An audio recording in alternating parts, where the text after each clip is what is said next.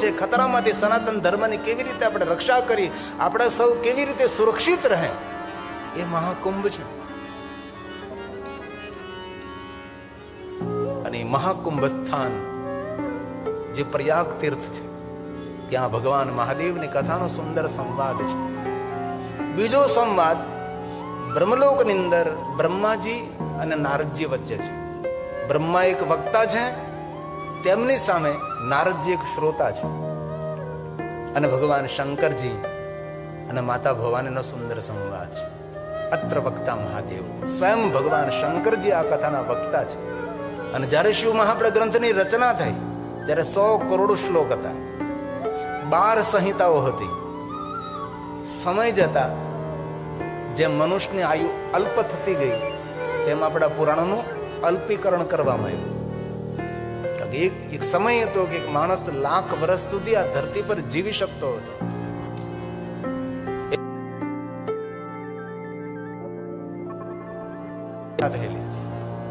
એમ કરતા કરતા આયુ ઓછી થઈ. 1 લાખની આયુમાંથી 10,000ની આયુ થઈ, 10,000ની આયુમાંથી 1000 વર્ષની આયુ થઈ. ધીમે ધીમે આયુ ઓછી થતી ગઈ, 100 વર્ષની આયુ થઈ. એ જ રીતે આ પુરાણનું અલ્પીકરણ કરવામાં આવ્યું. 100 કરોડમાંથી 1 કરોડ શ્લોક સાથે શિવ મહાપ્રદ ગ્રંથની રચના થઈ. 1 કરોડ શ્લોકમાંથી સમય અંતરે 1 લાખ શ્લોક શિવ મહાપ્રદ ગ્રંથ 12 સંહિતાઓ સાથે રચના થઈ. અને કલયુગ આવતા ભગવાન મહર્ષિ વેદવ્યાસી 1 લાખ શ્લોકમાંથી 24,000 શ્લોક 12 સંહિતાઓ નહીં પણ 7 સંહિતાઓ સાથે આ શિવ મહાપ્રદ ગ્રંથની સુંદર રચના કરી, જેની અંદર ભગવાન મહાદેવની ભક્તિ, મહાદેવનો મહિમા અને ભગવાન શંકરની શ્રેષ્ઠતાનું સુંદર વર્ણન છે. એવું આ શિવ મહાપ્રદ ગ્રંથ છે. તો એક શ્લોકમાં પ્રયાગ તીર્થને વંદન કરો અને ત્યારબાદ આપણે કથાનો પ્રારંભ કરીએ છીએ. ધર્મક્ષેત્રે ધર્મક્ષેત્રે મહાક્ષેત્રે ગંગા કાલિંદી સંગમે પ્રયાગે પરમે પુણ્યે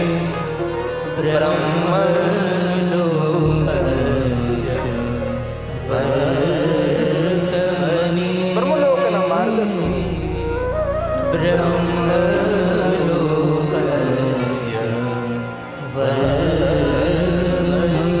બ્રહ્મલોકના માર્ગ સ્વરૂપ પ્રયાગ તીર્થમાં સૂત પુરાણજી ભગવાન મહાદેવની કથાનો પ્રારંભ કરે છે.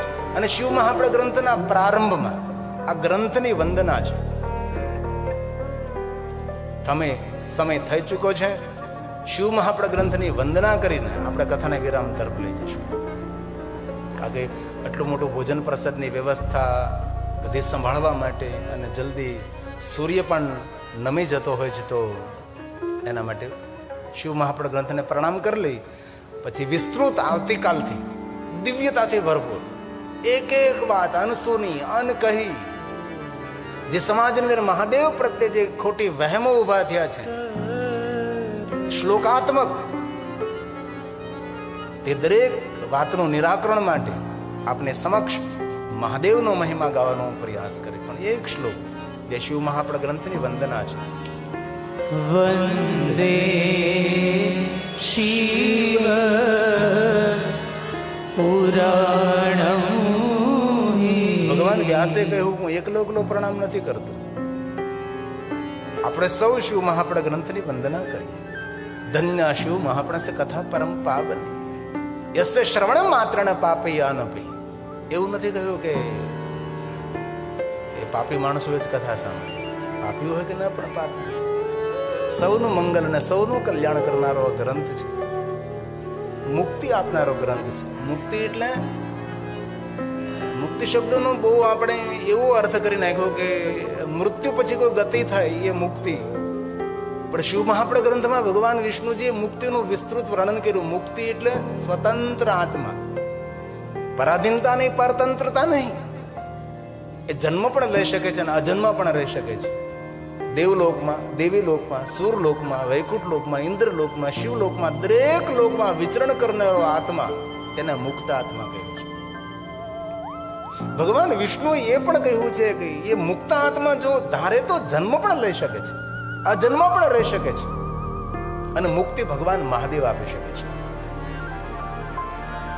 વિશ્વના કોઈ પણ દેવી દેવતાઓની ઉપાસના કરો, પણ મુક્તિનો કોઈ દેવ હોય તો ભગવાન મહાદેવ છે. તેથી શંકર ભગવાનનું નામ પણ છે મુક્તેશ્વર મહાદેવ. તેથી કહ્યું પાપીયાનપી, કોઈ પણ મનુષ્ય કથાનું શ્રવણ કરે છે એ મુક્તિનો અધિકારી છે. અને જ્યાં ભગવાનની કથા થતી હોય, સદાશિવ મહાસ્થાનમ પરમ ધામ પરમ પદમ, આ પરમ ધામ છે. અમરધામમાં તો કથા કહેવાય રહી છે, પણ પરમ ધામ છે જ્યાં ભગવાન મહાદેવની કથાનું ગાયન થાય છે. પરમ ધામ પરમ પદમ, પરમ પદને આપનારું છે. આ શિવ મહાપડ કથા કોઈ સામાન્ય કથા નથી. ધન્ય ધન્ય કથા શંભો, ધન્ય સ્તવન ધન્ય. કથા ધન્ય છે, કથા કહેનારો, સાંભળનારો. જે કોઈ કથાનું શ્રવણ કરે છે, યદા કર્ણેન માત્રણ શિવલોકમ વ્રજેન નર. જે મનુષ્ય ભગવાન મહાદેવની કથાનું શ્રવણ કરે છે, મનુષ્ય ભગવાન મહાદેવના લોકનો અધિકારી છે. એ ભગવાન મહાદેવની કથા છે. તો આજે વધારે નહીં, પણ શિવ મહાપડ ગ્રંથને આપણે પ્રણામ કરીએ છીએ. વંદે શિવ પુરાણમ.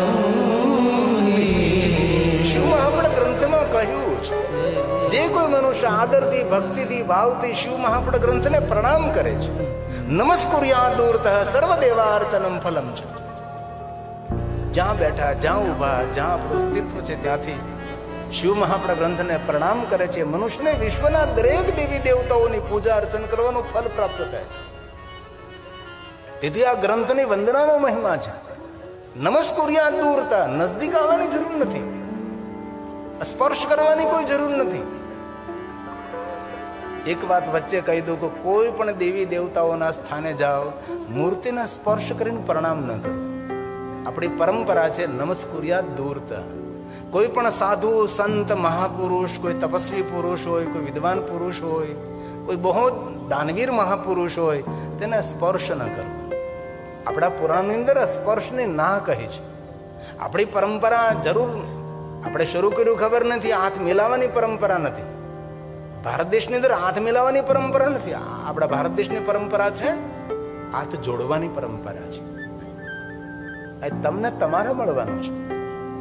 ભલે હાથ મિલાવવાની પરંપરા એવું ના નથી કહેતો, પણ તમને ખાલી સ્પષ્ટતા કરું છું કે શિવ મહાપડ ગ્રંથમાં કહ્યું છે, કોઈ પણ દેવી દેવતાઓની પ્રતિમા હોય એને દૂરથી પ્રણામ કરવા.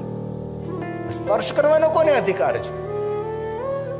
જેને પવિત્રતા કરી હોય છે. તેથી આપણા આચાર્યો જયારે આપણે પૂજા કરાવે ત્યારે પહેલા પવિત્રાકરણ કરાવે, અપવિત્ર પવિત્ર, અને પવિત્રાકરણ કરાવ્યા બાદ આપણને ભગવાનની મૂર્તિને સ્પર્શ કરવાનો અધિકાર આપે છે. તેથી ભગવાને એમ ન કહ્યું કે ભાઈ સ્પર્શ કરીને શિવ મહાપડ ગ્રંથને પ્રણામ કરો. નમસ્કુર્યાદૂરતઃ, દૂરથી આ ગ્રંથને પ્રણામ કરો, આવો મહિમા છે. જે કોઈ મનુષ્ય આદરથી, ભક્તિથી શિવ મહાપડ ગ્રંથને પ્રણામ કરે છે, સર્વદેવાર્ચનમ ફલમ છે. વિશ્વના દરેક દેવી દેવતાઓની પૂજા અર્ચન કરવાનું ફલ પ્રાપ્ત થશે. આવો મહિમા શિવ મહાપડ ગ્રંથનો છે. તો આવો શિવ મહાપડ ગ્રંથને પ્રણામ કરી અને ત્યારબાદ કથાને વિરામ તરફ લઈ જઈએ આપણે. વંદે શિવ પુરાણમ સર્વદા પ્રસન્ન. કેટલી સુંદર વાત કરી. મારી પ્રસન્ન બુદ્ધિથી પ્રણામ કરું છું. આપણો શિંગાર, આપણો શણગાર, આપણી ઓળખાણ, આપણી પ્રસન્નતા છે. ગમે તેટલા સોના, ચાંદી, હીરા, મોતીના આભૂષણો પહેરાવે, ગમે એટલા બ્રાન્ડેડ કપડા પહેરાવે, પણ મુખ ઉપર જો નિરાશા હોય તો એ માણસનો પ્રભાવ ના પડે. કપડાથી નહીં, સોના ચાંદીના આભૂષણોથી નહીં, માણસનો પ્રભાવ પડે તેના પ્રસન્ન ચહેરાથી. પ્રસન્ન બુદ્ધિ, પ્રસન્ન ચિત્ત માણસના જીવનમાં મોટી સફળતા આવી શકે છે. અને સદૈવ પ્રસન્ન રહેવું એ પરમાત્માની શ્રેષ્ઠ ઉપાસના પણ છે. તો પ્રસન્નતા ક્યાંથી મળે? પુણ્યથી મળે, સત્સંગથી મળે, સાધુ પુરુષના સંગથી મળે, જપ તપ સાધના અનુષ્ઠાન ઉપાસનાથી મળે, સત કાર્યો કરવાથી પ્રસન્નતા મળે છે. ઘણી વાર કોઈ સાધુડાને જોયું તો એટલા પ્રસન્ન હોય, કાંઈ ન હોય પાસે, એક જોડી કપડા ન હોય, છતાં પણ પ્રસન્નતા. કારણ કે પ્રસન્નતાનું બીજ એની તપસ્યા છે. કોઈ પણ ક્ષેત્રમાં કોઈ પણ કાર્યમાં સફળ થવું હોય તો ચહેરાની પ્રસન્નતા એ બહુ જ મહત્વનો આધાર છે. ચહેરાની સુંદરતા, સ્વભાવની સુંદરતા, વ્યવહારની દિવ્યતા આપણી પ્રસન્નતામાં છુપાયેલી છે. તેથી શિવ મહાપણા ગ્રંથની વંદનામાં શ્લોક આપ્યો, પ્રસન્ન બુદ્ધિથી. પ્રસન્ન રહેવું એ બુદ્ધિનો વિષય છે. જો સાંભળો, ખોટું ખોટું લોકો દાંત કાઢી શકે છે, ખોટી રીતે હસી શકે છે. લગભગ લોકો ખોટી રીતે હસતા હોય છે. ખોટી રીતે પ્રસન્ન ન રહી શકાય. એની નારાજગી તેના ચહેરા ઉપર દેખાઈ જાવે. ગમે એટલા પ્રયાસ કરે પણ નારાજગી તેના ચહેરા ઉપર એ સમયે દેખાઈ આવે છે. ખોટું ખોટું તમે મુસ્કરાટ કરી શકો છો પણ પ્રસન્નતા તો આવે જ નહીં. પ્રસન્નતા પરમાત્મા આપી શકે છે. એમની સાધનાથી પ્રસન્નતા પ્રાપ્ત થાય છે. પ્રસન્ન બુદ્ધિથી પ્રણામ કરું છું. આધિ વ્યાધિ ઉપાધિ ઘર પરિવારના સંસારના બધી જ વાતોને છોડી સંપૂર્ણ મહાદેવ તમને સમર્પિત થઈને આપના વાંગમય સ્વરૂપ શિવ મહાપણ ગ્રંથની વંદના કરી અને ભગવાન આપની કથાનું શ્રવણ કરવા માટે વિદ્યમાન છું, બિરાજમાન છું, આવો ભાવ વ્યક્ત કર્યો છે. અને જ્યારે કથા સાંભળીએ ને ત્યારે બધું છોડી દઈએ થોડી વાર માટે. કથા એ સમાધિ છે, કથા એ અનુષ્ઠાન છે, કથા ઉપાસના છે. કથા ખુલ્લી આંખો દ્વારા ભગવાનનું વાંગમય દર્શન છે. ઘણા લોકો એમ કહે કે કથા સાંભળવાથી ફળ મળે, કથા સાંભળવાથી ફળ મળે. અમને પૂછે લોકો કથા સાંભળવાથી કયું ફળ મળે, કથા સાંભળવાથી કયું ફળ મળે. હું એમને કહું, કથા સાંભળવાથી કયું ફળ મળે એમને ખબર નથી, પણ કથા સાંભળનારનું જીવન નિષ્ફળ ન જાય એની મને ખાતરી છે. આપણે ફલ શ્રુતિ જોતા હોય કે ફલ મળે, ફલ મળે, ફલ મળે કે ન મળે, પણ જે માણસ હૃદયથી ને ભાવથી ને ભક્તિથી કથાનું શ્રવણ કરે છે એનું જીવન કોઈ દી નિષ્ફળ ન જાય. અને બહુ ખાતરીથી ને ભરોસા સાથે કહું છું, આજ કથાનો પહેલો દિવસ છે. હરિસંગ બાપુનો અહીંયા તપ છે, એમની સાધના છે, અને અમારા જનકસિંહ સાહેબની પવિત્રતા છે, એમની સરળતા છે, એમની નમ્રતા છે, એમની ઉદારતા છે. આજ પહેલે દિવસે તમે કથામાં બેઠા છો. પહેલા તો ફોટો પડાવવા માટે આપણે સ્ટુડિયોમાં જવું પડતું, તો હવે તો આટલી ટેકનોલોજીની શોધ થઈ છે. તમે તમારો ફોટો પ્રેમપૂર્વક તમારા મોબાઈલમાં પાડી શકો છો, સેલ્ફી કરી શકો છો. આજે પહેલા દિવસે એક ફોટો પાડી લ્યો અને દિલથી હૃદયથી 9 દિવસ ભગવાનની કથાનું શ્રવણ કરો. 9મા દિવસે ફોટો પાડજો. એ ફોટામાં દિવ્યતા હશે, ફોટામાં ભાવ હશે, ફોટામાં પ્રેમ હશે, ફોટામાં લાગણી છે, એ ફોટામાં ઉર્જા હશે, દિવ્યતા છે. તમારી છબી તમે જો તો તમને ખબર પડે પહેલા દિવસે ફોટો પાડ્યો છો. આપણું મુખાકૃતિ આપણી કારેલા જેવી લંઘાયેલી હતી અને આજે ગુલાબના ફૂલ જેવી ખીલેલો ચહેરો છે. એનું કારણ કયું? કારણ કે કથાનો પ્રભાવ છે.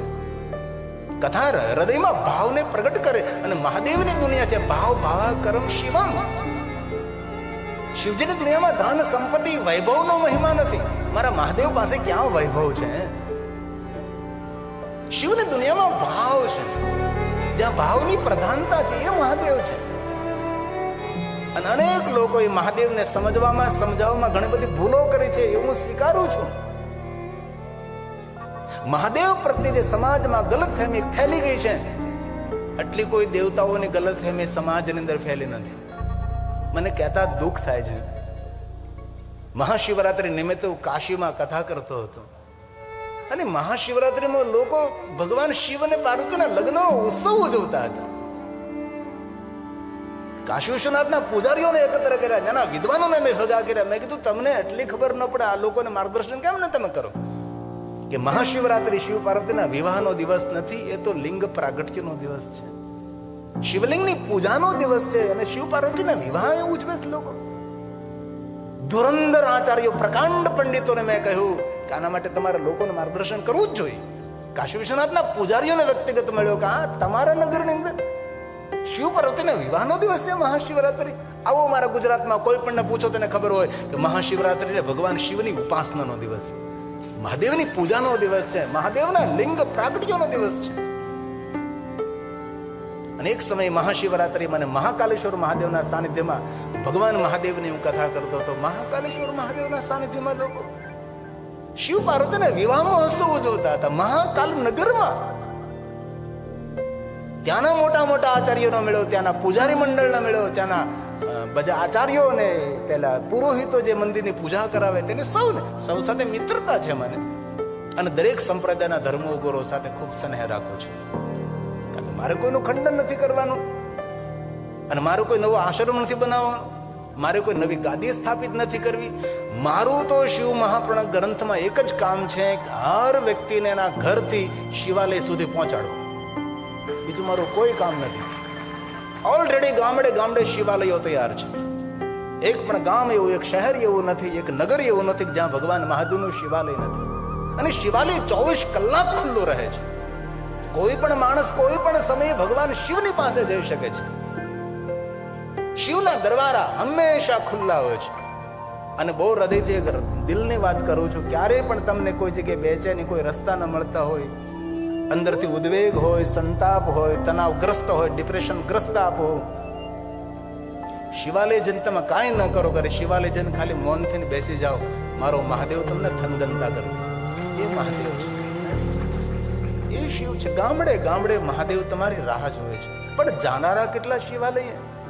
24 કલાક તમારી રાહ જોનારો મહાદેવ 24 કલાક રાહ જોવે છે. કોઈ તો મારી પાસે આવે, કોઈ તો મારી પાસે આવે. જેના ભાગમાં એક પણ સુખની રેખા લખી ન હોય, હું ખાતરી સાથે કહું છું કે મહાદેવના શિવાલય પહોંચી જાય, તેના ભાગમાં મહાદેવ સ્વર્ગના સુખ લખી શકે છે. એ મહાદેવ છે.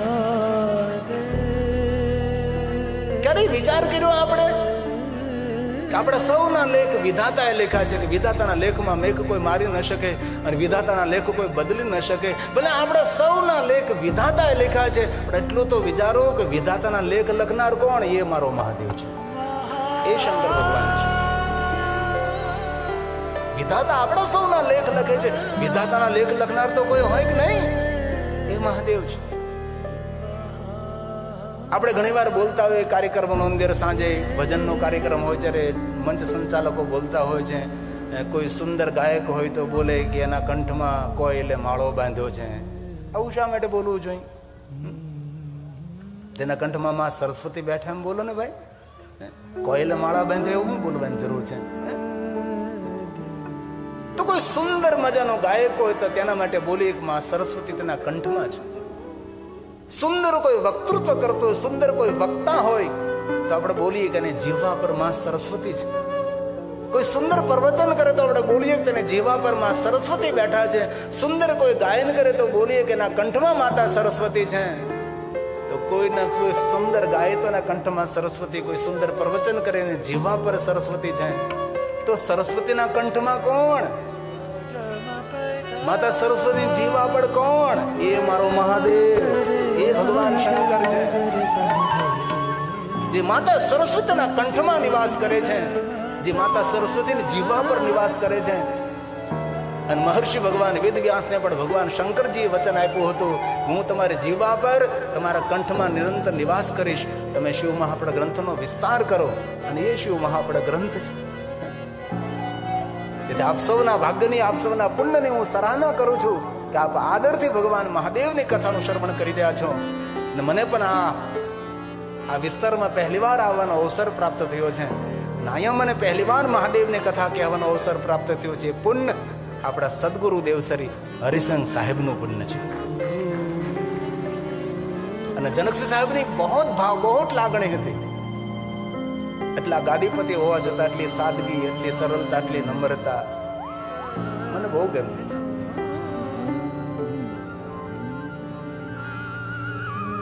આજે વધારે નહીં, પણ ભગવાન શિવ મહાપડ ગ્રંથને હૃદયથી પ્રણામ કરું. કાલે આપણે શિવ મહાપડ ગ્રંથના દરવાજા ખોલશું, કપાટ ખોલશું, ગહેરાઈથી ભગવાન મહાદેવની કથાને સમજવાનો પ્રયાસ કરીશું. આપણે સાંસારિક લૌકિક વાતો બહુ નહીં કરીએ. સાસુઓના દ્રષ્ટાંતો ભૂલતી નહીં આપો, કારણ કે મને ખબર છે સાસુઓ કદી સુધરવાની જ નથી. એના માટે શા માટે આપણે બોલવું જોઈએ? જેની પરંપરા છે સાસુઓની, એના માટે આપણે બોલવાની જરૂર નથી. કુટુંબ પરિવારની ઉન્નતિ માટે ઘણા બધા સમાજ સુધારક વક્તાઓ હોય છે, એ બધું બોલતા હોય છે. મારો વિષય શિવ મહાપડ ગ્રંથ. તો મહાદેવના પ્રત્યે કોઈ પણ વાત હોય, મહાદેવના પ્રત્યે કોઈ પણ અનસુની અનકહી વાત હોય, એ કહેવાનું મારું કાર્ય છે. સમાજ સુધારક હું નથી, હું તો ભગવાન મહાદેવની કથાનો ગાયક છું. અને એ પણ એક વાત યાદ રાખવી, દરેક માણસે કથા સમાજને સુધારવાનું સાધન નથી. ભગવાન મહર્ષિ વેદવ્યાસજીએ શિવ મહાપડ ગ્રંથના બીજા શ્લોકમાં કહ્યું છે સજ્જને ક્રિયતે કથમ. એવું નથી કહ્યું દુર્જને ક્રિયતે કથમ. દુર્જનો માટે કથા નથી. ઘણા લોકો એમ કે કેટલા એટલા મોટા મોટા ખર્ચ થાય, એટલી એટલી મોટી મોટી યોજનાઓ થાય, કથાના માધ્યમથી કોઈ સમાજમાં સુધરતા નથી. પણ એને ખબર હોવી જોઈએ કે કથા કોણ સાંભળે? કથા પુણ્યવાન સાંભળે, કથા સજ્જન સાંભળે, કથા ભગવાનનો ભક્ત સાંભળે, જેને પરમાત્મા પ્રેમ હોય, જેને લોક હિત કામનામાં જેને પ્રેમ હોય. લોકાનામ હિત કામ્યા જગત હિત કામ્યા, એ ભગવાનની કથા સાંભળતા હોય છે. કથામાં કોને પ્રેમ હોય? જે સજ્જન છે. તેથી કથા એ સમાજને સુધારવાનું સાધન નથી, કથા ભક્તોની સાધના છે, કથા ભક્તોની ઉપાસના છે, આ અનુષ્ઠાન છે. આમ તો શિવ મહાપડ ગ્રંથમાં કહ્યું ભાઈ કથા સાંભળનાર 9 દિવસ માટે શું ખાવું, શું નહીં ખાવું, કેવી રીતે રહેવું, એના બહુ જ નિયમો છે. વક્તાના શ્રોતા માટે નિયમો છે કે 9 દિવસ માટે વ્રત હોવું જોઈએ, 9 દિવસ માટે મૌન રહેવું, 9 દિવસ માટે મીઠી વાણી બોલવી, 9 દિવસ માટે સારા વિચારો કરવા, 9 દિવસ માટે કોઈની ખરાબ વાત કરવી નહીં, સાંભળવી નહીં. પછી એવું નથી કહ્યું કે 9 દિવસ પછી પાછું શરૂ કરવું, એવું નથી કહ્યું. રોજ માટે પણ આવા નિયમો બતાવ્યા છે. તો વિશેષ નહીં કહેતા, એક શ્લોક બોલીને કથાને વિરામમાં પૂછું, આરતીની તૈયારી રાખશો. વંદે શિવ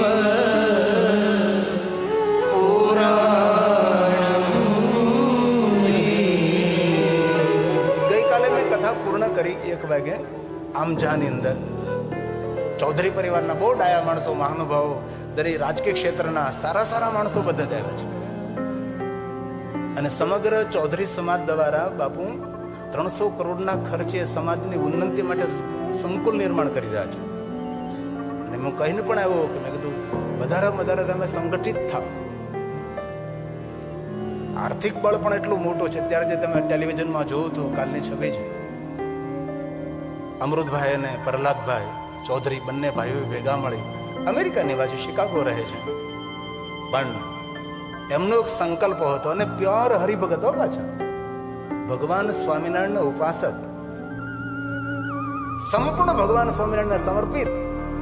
પણ એમનો સંકલ્પ હતો કે મારે મહાદેવની કથા કરવી. અને એ ગામમાં નીલકંઠ મહાદેવનું બહુ જ પ્રાચીન શિવજીનું શિવાલય અને આટલી ભવ્ય દિવ્ય શિવ મહાપણ કથાનું આયોજન. હવે શિવાલય કેવડું નાનું ખબર? અંદર જઈએ ને તો ગમે એટલું ધ્યાન રાખીએ તો આપણે ભટકાઈએ જ. એટલું નાનકડું, વ્યાસપીઠથી પણ નાનું. ગામનું શિવાલય એટલું નાનકડું શિવાલય જો અત્યારે નીલકંઠ મહાદેવ ટેલિવિઝનમાં જો, એટલું નાનું. ગમે એટલે જાળવણી રાખો તો કોઈ ને કોઈ જગ્યાએ આપણે ભટકાઈ જ તે. મને હૃદયમાં સંકલ્પ થયો કે મેં તો ગામની અંદર એટલા ઘરો, એટલા મકાન, દેશ વિદેશમાં લોકો રહે, શિવજીનું શિવાલય આપણે જીર્ણોદ્ધાર ન કરાવી શકીએ. અંદરથી સંકલ્પ થયો અને થોડીક એક ઈશારો કર્યો. કમસે કમ 1.25 કરોડ રૂપિયા ભગવાન મહાદેવ, નીલકંઠ મહાદેવના શિવાલયના જીર્ણોદ્ધાર માટે લોકોએ યોગદાન આપ્યું. ગામનું શિવાલય આપણું સુખ છે, ગામનું શિવાલય આપણી શાંતિ છે, ગામનું શિવાલય આપણી ઉર્જા છે. શિવાલય ધ્યાન કેન્દ્ર છે. શિવલિંગ એ આપણું ઉર્જા કેન્દ્ર છે. વિચારોને શાંત કરવા માટે એક તેજોમય જ્યોતિમય સ્વરૂપ એ ભગવાન મહાદેવનું શિવલિંગ છે. તો વિશેષ નહીં કહેતા, જલ્દી વિરામ આપું છું. આમ કરતા કરતા મેં 15 મિનિટ કાઢી નાખી. વંદે શિવ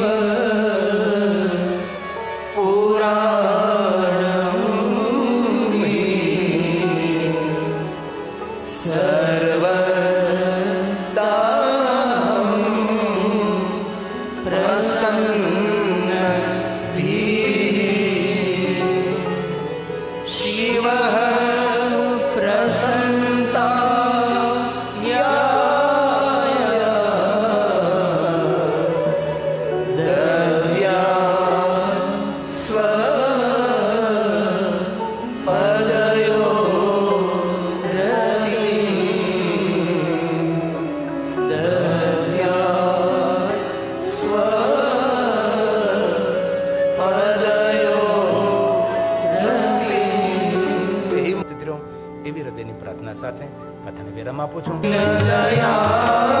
विश्वेश्वर काशे शिव विश्वेश्वर काशे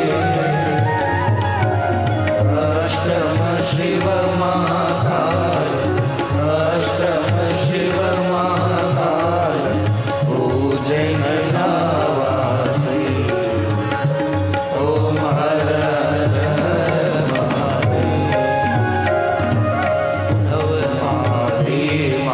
शंकर भक्तिय विठलापो शिव भक्तिय विठलापो दशमा शिवरामेश्वर दशमा शिवरामेश्वर सेदो बंधताभ्या ओम हर हर भूष्मेश्वर गुण ज्ञान एकादश ज्योति शिव एकादश ज्योति द्वादश त्र्यंबक नाथ द्वादश त्र्यंबक नाथ गुरुमुख योगी ओम हर हर हर आरती अखंड प्रकाश देवावे काशे शिव सन्मुख रहि काशे वणे शिवानंद स्वामी वणे शिवानंद स्वामी सुख संपत्ति काशे हर कैलाशे जाशे ओम हर हर हर महादेव ओम हर हर हर महादेव ओम हर हर हर प्रभुर्गौरं करुणावतारं संसारसारं भुजगेन्द्रहारं सदा सन्तं हृदयारविन्दे भवं भवानी सहितं नमामि त्वमेव माता च पिता त्वमेव त्वमेव बन्धो च सखा त्वमेव विद्या द्रविणं त्वमेव त्वमेव सर्वं मम देवदेव गुरुर्ब्रह्मा गुरुर्विष्णु गुरुर्देवो महेश्वर गुरुर्साक्षात् परब्रह्म तस्मै श्री गुरुवे नमः तस्मै श्री गुरुवे मङ्गलं भगवान् शम्भो मङ्गलं ऋषभध्वज मङ्गलं पार्वतीनाथो मङ्गलाय तनो सर्वमङ्गल माङ्गल्ये शिवे सर्वार्थसाधिके शरण्ये त्र्यम्बके गौरी नारायणी नमोस्तुते नारायणी नमोस्तुते मन्त्रहीनं क्रियाहीनं भक्तिहीनं सुरेश्वर यत् पूजितं मया देव परिपूर्णं तदस्तु ॐ भूर्भुवः स्वः श्री सांब सदाशिव महारुद्राय प्रार्थनापूर्वक नमस्कारं समर्पयामि त्र्यम्बकं यजामहे सुगन्धिं पुष्टिवर्धनम् उर्वारुकमेव वन्दना મોક્ષે અમામૃતમ. ઓમ મૃત્યુંજય મહાદેવ ત્રાહિ માં શરણાગતમ. જન્મ મૃત્યુ જરા વ્યાધિ પીડિતં કર્મ વંદને. ઓમ નમઃ શિવાય. ઓમ નમઃ શિવાય. ઓમ નમઃ શિવાય. ઓમ શાંતિ શાંતિ શાંતિ. રામચંદ્ર ભગવાન કી જય. બાલકૃષ્ણ લાલ કી જય. હનુમાનજી મહારાજ કી જય. સદગુરુ ભગવાન કી જય. ગૌ માતા કી જય. ભારત માતા કી જય. રામદેવ પીર કી જય. સોમનાથ મહાદેવ કી જય. ભાડનાથ મહાદેવ. ઓમ નમઃ પાર્વતી પતય. હર હર મહાદેવ. જ્યાં ઊભા છો, જ્યાં બેઠા છો, ત્યાંથી ભગવાનને આરતી આપો. જેમની પાસે આરતી નથી, મનથી ભગવાનને આરતી આપે, મનથી આરતી મેળવી લે તેવી પ્રાર્થના છે. આપ સૌના જીવનમાં સુખ શાંતિ રહે, આપના પરિવારમાં સુખ શાંતિ રહે, આપ સૌનું આરોગ્ય રહે, એવી મહાદેવના પ્રાર્થના સાથે પહેલા દિવસની કથાનો હું વિરામ આપું છું. આવતીકાલે સમયસર 3 વાગ્યા પહેલા હું અહીંયા પહોંચી જઈશ. આપ પણ જલ્દી વહેલા આવી દેશો. કથાનો સમય 3 થી 6 વાગ્યાનો રહેશે. આજે પહેલો દિવસ એટલે થોડોક વધારે તમારો સમય લેવાનો છે. આવતીકાલે સમયસર 6 વાગ્યા હું આરતી પૂર્ણ કરીશ. તો આપ સૌ પધારો તેવી પ્રાર્થના સાથે ધન્યવાદ. ખૂબ હૃદયથી પરમ ચેતનાને પ્રણામ કરી કથાને વિરામ આપું છું. આપ સૌને હૃદયથી ઓમ નમઃ શિવાય, ઓમ નમો નારાયણ. ભારત માતા કી ખૂબ ખૂબ ધન્યવાદ.